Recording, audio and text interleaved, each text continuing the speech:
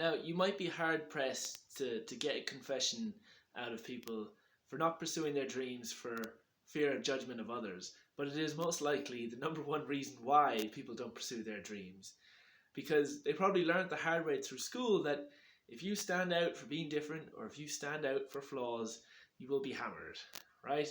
And that we learned the hard way that you have to be perfect, flawless, right? And blend in. And that's how you'll avoid the social suicide, the most terrible number one fear of people openly laughing at you and you absolutely mortified and humiliated, right?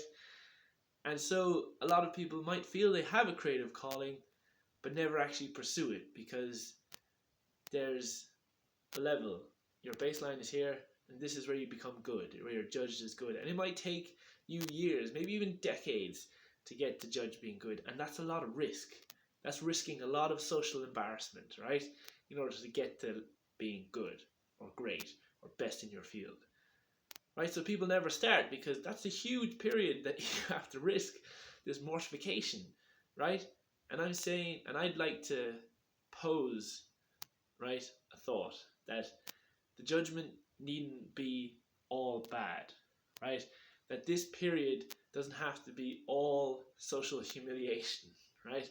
That yes, there's a potential that you will be judged as being poor, and yes, there's a potential that people will laugh at you, but also you could be judged worthy of respect.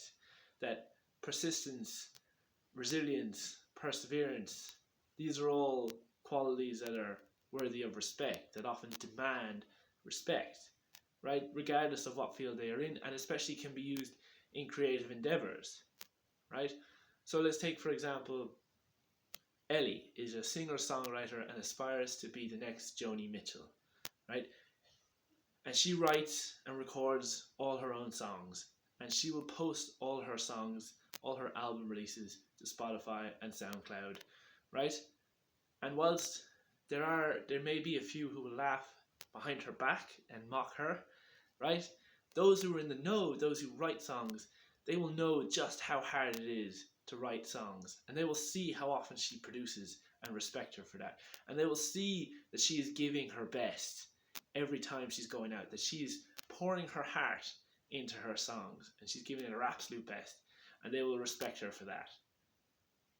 And so if you feel you have a creative calling and you fear the judgment of others and you think that your beginner phase is just going to be filled with absolute embarrassment, that it's not necessarily true. That is just one of the many outcomes.